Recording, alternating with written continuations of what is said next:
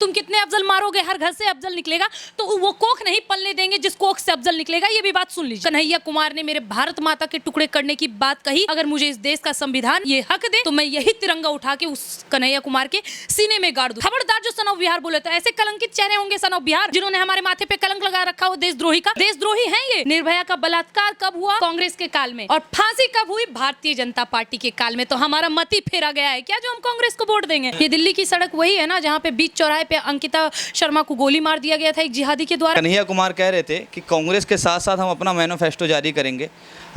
जो चैनवाज छीनने वाले होते हैं, फ़ोन छीनने वाले होते हैं, उनके लिए कानून होना चाहिए। और देश के तानाशाही से हम पूछेंगे भैया कुछ कानून लेके आइए इनके लिए, उन पर कुछ काम करिए। तो उस पर आप क्या कहेंगे? सैम पित्रोदा का बयान तो आपने सुना होगा, राहुल गांधी के राजनीतिक गुरु। एक तरफ कांग्रेस का ये बयान आता है कि आपका मंगलसूत्र, यानी जो हमारे हिंदू जो हमारे नागरिक हैं, माँ बहनें हैं, उनका मंगलसूत्र भी उनका नहीं होगा, उनकी प्रॉपर्टी पे उनका हक नहीं होगा, वो भी हमारे शांति दूतों को दे दिया जाएगा। अच्छा। और दूसरी तरफ अब कन्हैया कुमार क्या कहते हैं? अपना मैनिफेस्टो लाएंगे। बिल्कुल। उनके दादा जो हैं कांग्रेस, उनका तो हमने सुन लिया कि उनका मैनिफेस्टो किस तरह था, किस प्रकार वो देश के नागरिकों को गुमराह करके किस प्रकार देश की माहौल को खराब करने की कोशिश कर रहे थे। अब इनका मैनिफेस्टो क्या आएगा जानते हैं? आज़ादी। आज़ादी क्या? मनुवाद से आज़ादी, भारत की संस्कृति से आज़ादी। ये लाइव इन्होंने फिर से वही जरिया अपनाया जो 2016 में अपनाया था। 2016 में भी इसी प्रकार वो नेतागिरी चमकाने के लिए अपने बिहारी अवतार में, बिहारी वाली बोल में उन्होंने जेएनयू में अफजल के मरने पे शर्मिंदगी जताई थी। उन्होंने भारत के टुकड़े करने पे बात कही थी। आज ही मैंने भी लाइव देखी है। इन्होंने स्टार्टिंग करते साथ अपने लाइव में इन्होंने कहा जय हिंद। ये इसी हिंद की बात कर रहे हैं ना जिस हिंद के ये टुकड़े करने की कोशिश कर रहे थे। 22 लोग उनके घर से आर्मी में, 2 लोग शहीद हुए हैं। यही तो बात है। 22 भाई, एक बात मैं आपको बता दूं, जब आपने आर्मी की बात करी है ना, मैंने एक बयान दिया था कि राजा का बेटा राजा नहीं बनेगा। मैं आपको एक चीज़ याद दिला दूं, 1974 में जब हमारे देश में आपातकालीन लगा था, उस वक्त राजनाथ सिंह को, जो आपातकालीन के विरुद्ध थे, उनको इंदिरा गांधी ने ज़बरदस्ती जेल में डाल दिया था। और उनकी माँ की भी मृत्यु हो चुकी थी, लेकिन फिर भी उनसे मिलने नहीं दिया गया। ठीक है। और वैसे काल को समर्थन, इनफैक्ट और तो और इनका मैनिफेस्टो का आप क्यों जाते हैं सर? इनके बाप दादों का इतिहास पकड़ के देखिए ना, इन्होंने किया ही क्या है देश के लिए? देश को टुकड़े करने के अलावा ये संविधान की जिक्र करते हैं। 31 बार इंदिरा गांधी ने संविधान बदला, 11 बार नेहरू ने संविधान बदला, 6 से 7 बार कम से कम मनमोहन गांधी के काल में संविधान बदला। किस चीज़ की बात करते हैं वो? ये आर्मी की बात करते हैं। ये आर्मी परिवार से, जिसने आर्मी को बलात्कारी कहा था, जिसने आर्मी को गाली दी थी, जो देश को गाली देता है, जिनके सामने, अरे आपने शायद बयान नहीं सुना है, खुशबू चौहान, वो भी बीएसएफ जवान है। ठीक है। आर्मी उनको कहते हैं। उन्होंने क्लियर बोला था कि जिस कन्हैया कुमार ने मेरे भारत माता के टुकड़े करने की बात कही, अगर मुझे इस देश का संविधान ये हक दे तो मैं यही तिरंगा उठा के उस कन्हैया कुमार के सीने में गाड़ दूंगी। आपको लगता है ऐसे लोग का कोई देश से मतलब होगा जिन्होंने आर्मी को गाली दे रखी हो? अरे उनके पिता भी कहते हैं कि भाई हमने कैसा बेटा पैदा किया, लेकिन अभी राजनीति माहौल चमकाने के लिए वो भी बहती गंगा में हाथ धोने निकल गए कि नहीं कन्हैया कुमार को आने दो। ये कुछ नहीं प्रचार कर रहे हैं। एक बात बता रहे हैं सर, कन्हैया कुमार को हवा बना के रखा है। देखिए मनोज तिवारी 2 बार तो जीते ही, अपने कार्यों की वजह से, अपने विकास की वजह से, जो उन्होंने विकास किया है उसी की वजह से वो 2 बार जीते हैं। जो रोडें हैं वो अभी भी टूटी हुई हैं। ठीक है। कन्हैया को अगर मनोज तिवारी ने काम किया है तो दिखाएं काम, जनता को काम दिखाएं। वो तो उन्होंने कुछ कॉलोनी है जो गोद ले रखी है, कहा था ना उन्होंने अपनी लाइफ में। हाँ, कौन सी कॉलोनी? चौहान कॉलोनी कुछ बता रहे थे। ठीक है। और कुछ बिहार करके एक मुकंदपुरी, मौजपुरी, इन सब की स्थिति भी खराब बता रहे थे। इसी को कहते हैं, हमारे बिहार में एक कहावत है, अधजल गगरी छलकत जाए। इन्होंने मुकुंदपुर का बात किया था। मैं आपको बता दूं कि इनका जो लेवल, IQ लेवल कितना जीरो है, लगभग 4000 करोड़ रुपए की लागत से मेट्रो फेज मौजपुर से मुकुंदपुर तक काम अभी भी जारी है। रही बात सड़कें बनने की, तो गांव दिल्ली में जितने गांव है, करीब 178 गांव को शहरों से कैसे जोड़ा जाए, इसकी भी प्रक्रिया चालू हो गई है। लगभग गांव दिल्ली के 41 गांव में हमारी सभी महिलाओं को 24 घंटा, ऐसा नहीं है कि आपका 24 घंटे में भाई कभी भी सिलेंडर खत्म हो गया तो 24 घंटा उनको ये सुविधा मिले, उनके लिए सिलेंडर पहुंच सकता है उनके पास। तो ये सब सुविधाएं कौन किया भाई? ये कन्हैया कुमार। उन्होंने व्हाट्सअप नंबर दे रखा है ना, लिस्ट लेके बैठी है क्या? हाँ, मैं ये देखो लिस्ट लेके बैठी हूँ। मैं आपको लग रहा है वो प्रचार कर रही है, तो हाँ मैं प्रचार कर रही हूँ, क्योंकि कितना भी कुछ हो जाए लेकिन मैं कम से कम एक देशद्रोही का तो समर्थन नहीं कर सकती। ये मैं पूरा लिस्ट लेके बैठी हूँ। कन्हैया कुमार जाएं और जाके अपना थोड़ा चेक करें। और व्हाट्सअप नंबर दे रखा है ना, मैं व्हाट्सअप कर दूंगी आपको। ये लिस्ट जो देख रहे हैं, ये स्टार्टिंग से एंड, ये वो लिस्ट है। काम है इसमें? इसमें ज़्यादा नहीं, लगभग 40-50 काम होंगे। 40 काम है जिनका ब्यौरा यहाँ पे साफ है। बहुत सारे काम है, चाहे आपने सड़क बनवाने की बात कही है, सड़क भी बनवाई जाती है। और इतना ही नहीं, मैं आपको सबसे बड़ी बात बता दूं, लगभग 900 करोड़ रुपए लागत दिए जाते हैं दिल्ली को सुधारने के लिए, उनकी सभी व्यवस्थाओं को देखने के लिए, लेकिन वो सही प्रकार से यूज़ नहीं होते हैं। और 10 साल में उन्होंने क्या काम किया, इसका ब्यौरा सरकार को सौंपना पड़ता है। और जब ब्यौरा सौंपा जाता है तो पता चला भाई काम नहीं हुआ, तो उस जगह पर भी काम करवाई जाएगी। अब इन्होंने बयान दिया कि भाई मनोज तिवारी तो जीत ही रहे हैं, तो क्या ज़रूरत है इतना गर्मी में चुनाव प्रचार करने का। ऐसे भी जीत रहे हैं भाई, कन्हैया कुमार का भी मैंने देखा था लाइव वीडियो, वो कह रहे हैं कि मनोज तिवारी को अंधाधुन भरोसा है कि वो चुनाव जीत रहे हैं। 2 बार जीते हैं तो तीसरी बार भी जीतेंगे। तो अंधविश्वास है। हाँ, अंधविश्वास है। तो भाई 2 बार जीते हैं तो तीसरी बार भी जीतेंगे। तो इतनी गर्मी में अगर आप चुनाव जीत ही रहे तो इतनी गर्मी में दौड़ दौड़ के प्रचार करने की क्या जरूरत है। बिल्कुल सही। उन्होंने ये भी तो बोला ना, अंधविश्वास है, जीत तो वही रहे हैं। हाँ, तो मैं एक मिनट बाद बता रही हूँ। ये कह रहे हैं कि मनोज तिवारी जब जीत रहे हैं चुनाव, तो इनको घूम घूम के इतनी गर्मी में प्रचार करने की क्या ज़रूरत है। जहाँ वो 5 साल में एक बार भी नहीं गए, वहाँ वो बार बार क्यों जा रहे हैं, है ना। तो एक बात, कुछ कॉलोनी है जो गोद ले रखी है। नहीं, मेरी बात सुनिए। सबसे पहले मैं आपको बता दूं, पता नहीं ये लोग नेतागिरी में उतरते ही क्या सोच के हैं। अच्छा, एक बात बताइए, नेता का क्या काम होता है? प्रधानमंत्री क्या काम करेंगे? उन्होंने कह दिया भाई हम ये काम करेंगे, चलो एयर स्ट्राइक, सर्जिकल स्ट्राइक करवाए, तो क्या प्रधानमंत्री चले जाएंगे वहाँ पे बम और बारूद लेके कि हम पाकिस्तान को उड़ा देंगे? नहीं ना, वो आदेश देते हैं। मनोज तिवारी के द्वारा जो काम किए जा रहे हैं, आप काम को देखो ना भैया। ये क्यों देख रहे हो कि 5 साल में वो यहाँ गए, वहाँ गए, नहीं गए? उनको अभी वोट चाहिए, उनको हर एक एरिया में जाना पड़ेगा और उनको दिखाना पड़ेगा, ये देखो भैया, ये देखो हमारा पूरा का पूरा हमने ये काम करवा रखा है। अरे जहाँ पे दिल्ली को केंद्र, हमारा भारत का केंद्र है, यहाँ पे महिलाएं, जिनका जिक्र ये कन्हैया कुमार अपने लाइव में कर रहे हैं कि हम महिलाएं अपने आप को असुरक्षित महसूस करती है। एक बात बताइए, निर्भया कांड कब हुआ था?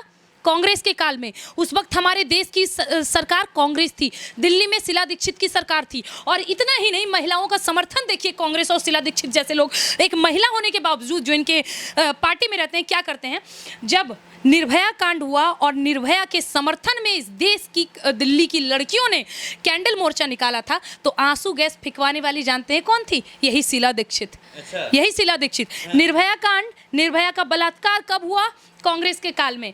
और फांसी कब हुई? भारतीय जनता पार्टी के काल में। तो हमारा मत ही फेरा गया है क्या जो हम कांग्रेस को वोट देंगे? हमें जिंदा रहने का हक है ना भाई, तो हम क्यों वोट देंगे? ये महिलाओं पे 1-2 एरिया ले लेते हैं, मणिपुर ले लिया, उठा लिया, यहाँ पे महिलाओं के साथ क्या है, जिनके बाप दादाओं को अभी तक इंसाफ नहीं मिल पाया, ये अपने बाप को इंसाफ दिला ही नहीं पाए कि आखिर उनकी मृत्यु कैसे हुई, ये महिलाओं को इंसाफ दिलवाएंगे?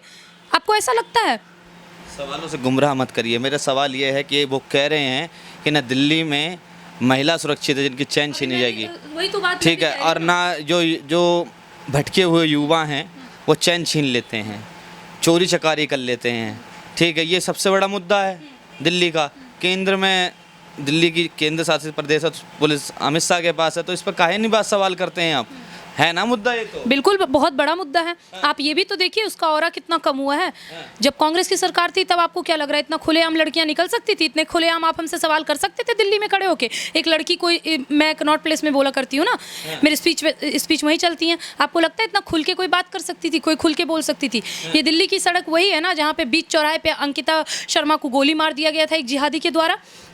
देखिए सर, देखने वाली और समझने वाली ऐसे मुद्दे बहुत हैं। 70 साल में हमारे पूरे देश में इतना कचरा फैल के रखा है, निकालने में समय दीजिए ना। काहे 10 साल में पकाने लगे? 70 साल में तो बड़ा आप वाह कर रहे थे, अभी थोड़ी सरकार अच्छी आई तो आपको इनसे भी शिकायत हो गया। ये क्या बात हो गई सर? दिल्ली की जनता, पूर्वी दिल्ली की जनता हमें वोट दे और वोट देने जाए और लगातार हमें समर्थन दे और हमें लेके आए। रिंकिया के पापा आप तो जा रहे हैं? नहीं, देखिए एक बात बता रहे, रिंकिया के पापा कहीं नहीं जा रहे हैं। और जो बात कह रहे हैं ना, इतने दिन के बाद आपको याद आया क्या कि रिंकिया के पापा गाना गाया गया था या फिर बेबी बियर पी के नाचे छमा छम गाना गाया गया था? आप बहुत बोलते हैं, सुना क्यों? आप लोगों ने सुना क्यों? समर्थन क्यों किया है? और किनको लाएंगे हम? ये देशद्रोही को कौन? क्यों आप बार बार कन्हैया कुमार तो हम कन्हैया कुमार भी नहीं बोल सकते? नहीं बोल सकते। खबरदार जो सन ऑफ बिहार बोले तो ऐसे कलंकित चेहरे होंगे सन ऑफ बिहार जिन्होंने हमारे माथे पे कलंक लगा रखा हो देशद्रोही का। देशद्रोही हैं ये। आप 2 बार मनोज तिवारी जीते कि चलो ठीक है कोई बात नहीं, विपक्षी में कोई तो है, थोड़ा बहुत वोट लाएंगे। तो आप ऐसे सवाल हमसे कर सकते थे कि विपक्ष में ऐसे लोग खड़े हुए हैं, लेकिन अब जो विपक्षी कांग्रेस की पता नहीं क्या मति फेरी गई थी जो एक देशद्रोही को खड़ा रख दिया। ये अभी मैंने लाइव में देखा है, ये बोल रहा था हम सब मिलके भारत जोड़ेंगे। भारत जोड़ेंगे मैनिफेस्टो लेके आएंगे, जिसका मैनिफेस्टो होगा न्याय मैनिफेस्टो। उसका नाम भी दिया है। वही तो न्याय मैनिफेस्टो इन्होंने। आपको लगता है कि कांग्रेस और उनके नेताओं के द्वारा हम भारत के लोगों को कभी न्याय मिल सकता है? एक और मैनिफेस्टो जो गिना जाना चाहिए था कि भैया आपकी जो संपत्ति है मरने के बाद आप अपने परिवार को कुछ नहीं दे सकते, उनको फिर शुरुआत करना होगा। वो सब का सब जाएगा कहाँ? देश के विकास में, सरकार को। और सरकार किसको देगी? रोहिंग्या बांग्लादेशी को। इनका मैनिफेस्टो ही तय करता है सर कि इनको हमारे देश से कोई मतलब नहीं है। इन्होंने हमारे देश को दारुल हर्बी बना के रखा है। अरे उन्होंने जमुना पे भी सवाल उठाया था, तो किस पे सवाल उठा रहे हैं वो? जमुना में, जमुना कह रहे थे कि बहुत बड़ा मुद्दा है जमुना का, तो वो किस पे सवाल उठा रहे थे? बीजेपी पे, आम आदमी पार्टी? वही तो बात है सर, वो पहले कंफ्यूज खुदे हैं, क्योंकि इससे पहले भी जब छठ पूजा हुआ था तो हमने देखा था जमुना का क्या दृश्य रहा था। फेने में फेने बीजेपी गंदी करवा, बीजेपी वही तो मतलब किया गया कचरा ये फैलाएंगे, इनको समेटने का काम बीजेपी कर रही है। प्रदेश से छोड़े जाते हैं ना नाले। हाँ, उत्तर प्रदेश से छोड़े जाते हैं ना नाले। देखिए यही चीज़ है ना कि आपको कहीं से भी मैनिपुलेट कर दिया जाता है और आप सेम सवाल को उठा के हमारे सामने रख देते हैं। और यही काम करता है ध्रुव राठी भी। उत्तर प्रदेश से नाले छोड़े जाते हैं दिल्ली में। उत्तर प्रदेश में एक और यमुना है, पता है ना? यमुना उत्तर प्रदेश में भी है। और जब यमुना वहाँ पे सड़क पे आती तो पता है लोग क्या कहते हैं कि यमुना मैया आई है अपने कृष्ण लला से मिलने के लिए। और यही यमुना जब हमारे दिल्ली में आती है तो कहते हैं भाई नाक बंद करके घूम रहे, नाला का पानी बाहर आ गया। आपको लगता है क्या आप वाहियात बातों में रह रहे हैं सर? ये ध्रुव राठी और कन्हैया कुमार, ये केजरीवाल और कांग्रेसियों के ऐसे पाले हुए टट्टू हैं जिनका कोई ये नहीं, बस वो एक ही जवाब जानते हैं। आप जाइए जाके गूगल पे सर्च कर लीजिए, गूगल भी जवाब दे देगा कि भाई वो जो कह रहे हैं ये मैनिपुलेट करने का काम करते हैं सर। जिस यमुना को हम केवल फेना और गंदगी के लिए जानते थे, उसी यमुना पुल का के बाद जो निर्माण हो रहा है, जो वहाँ पे सड़कें निर्माण हो रहा है, उसको भी देखिए। ये जो हमारे देश में दिल्ली में कचड़े का पहाड़ बना रखा है केजरीवाल के द्वारा, थोड़ा उस पर भी ध्यान दीजिए ना। जो दारू फ्री कर रखी है उस पर भी ध्यान दीजिए ना, कितने लोग मर रहे हैं वो भी तो देखिए ना। जेल का ताला टूट गया और केजरीवाल छूट गया, दिल्ली का बेटा छूट गया। दिल्ली का बेटा कह के दिल्ली पे फिर से कलंक मत लगाइए सर। एक कलंकित चेहरा हम बिहार पे ढो रहे हैं, जिसको आपने सन ऑफ बिहार का नाम दे दिया। यही आप मीडिया हमने नहीं दिया, ये गलत बात है, हमने नहीं दिया सर, आप ही ने दिया है। मीडिया वाली की दिक्कत ये। एक बात बताइए ना, नेशनल टेलीविजन पे कौन चला रहा था? भारत तेरे टुकड़े होंगे इंशाल्लाह, और अफजल हम शर्मिंदा है, तेरे कातिल जिंदा है। अफजल को गुरु बोलने वाले कौन थे? तुम कितने अफजल मारोगे, हर घर से अफजल निकलेगा, तो वो कोख नहीं पलने देंगे जिस कोख से अफजल निकलेगा। ये भी बात सुन लीजिए। तो एक बात बताइए, जब ये नारा दिया जा रहा था, भारत के विरुद्ध भाषण दिया जा रहा था, भारत को तोड़ने की बात की जा रही थी, सहजीन इमाम जैसे जिहादी हमारे भारत को तोड़ने में समर्थन कर रहे थे। ये कह रहे थे असम तेरे टुकड़े होंगे इंशाल्लाह। इनको हाईलाइट करके नेशनल टेलीविजन दिखा रही। कुमार ने नहीं बोला एक बार भी ऐसा। सर यही तो दिक्कत है, कैसे आप बोल सकते नहीं बोला? फिर आप वही दीजिए सर, आप वीडियो उठा के देख लीजिए ना। अच्छा एक बात बताइए, नहीं बोला तो हम लोगों को कैसे पता चला? उनके ग्रुप के लोग बोल रहे थे ना, वीडियोस आपने। अच्छा एक बात बताइए, मुझे याद है जब हमारे देश में बम ब्लास्ट जिसके चक्कर में आपको प्रज्ञा ठाकुर को जेल में डाला गया था, केवल एक स्कूटी मिली थी बम ब्लास्ट की जगह पर। प्रज्ञा ठाकुर को उठा के जेल में डाल दिया गया और जानवर से बदतर सुलूक किए गए। कोई प्रूफ था कि बम ब्लास्ट प्रज्ञा ठाकुर ने करवाया? कोई प्रूफ था? नहीं था ना। फिर भी उनको टेलीविज़न पे दिखाया गया और उनको आतंकवादी प्रूफ करके जेल में डाला गया। रे इसे तो हमने सामने देखा है। जो आर्मी को गाली नहीं दिया है, आर्मी को कन्हैया कुमार ने गाली नहीं दिया है, देश को गाली नहीं दिया है। कैसे बात करते हैं सर? उसी नाम से जानते हैं कन्हैया कुमार मतलब देशद्रोही, हम वही जानते हैं। सिर्फ नाम कन्हैया पे सवाल उठा रहे हैं। बिल्कुल उठा रहे हैं। आपको अगर लग रहा है ये गलत है तो बिल्कुल लगना चाहिए। आप यही सोच लीजिए, आपको इतना बुरा क्यों लग रहा है? आपको इतना बुरा क्यों लग रहा है? हम कलाम का समर्थन करते हैं, कलाम की मंदिर हो, मस्जिद हो, हम वहाँ पे मत्था टेकेंगे। लेकिन कन्हैया कुमार जैसे देशद्रोही को आप समर्थन करने कहेंगे और ये करने कहेंगे कि देशद्रोही मत बोले, कतई नहीं बोल सकते। वो है देशद्रोही। देशद्रोही को देशद्रोही ही कहा जाता है सर। और रही बात इनके मैनिफेस्टो की या कांग्रेस के मैनिफेस्टो की, इन लोगों का कुछ नहीं है सर। ये लोग सिर्फ जनता को बरगलाने की कोशिश कर रहे हैं और जनता भी इस बार समझ गई है। ये 70 साल का कूड़ा कचड़ा था और अभी भी कोई देश तोड़ने की बात करेगा, कोई हिंदू धर्म के खिलाफ बोलेगा तो कांग्रेस बाकायदा उसे गोद ले लेगी। और सुनिए, और रही बात मनोज तिवारी को हटाने की, तो ये आजीवन कोशिश करें, नहीं हटा सकते हैं, क्योंकि अब जनता समझ गई है हम विकास पे वोट देंगे, हम कार्य पे वोट देंगे।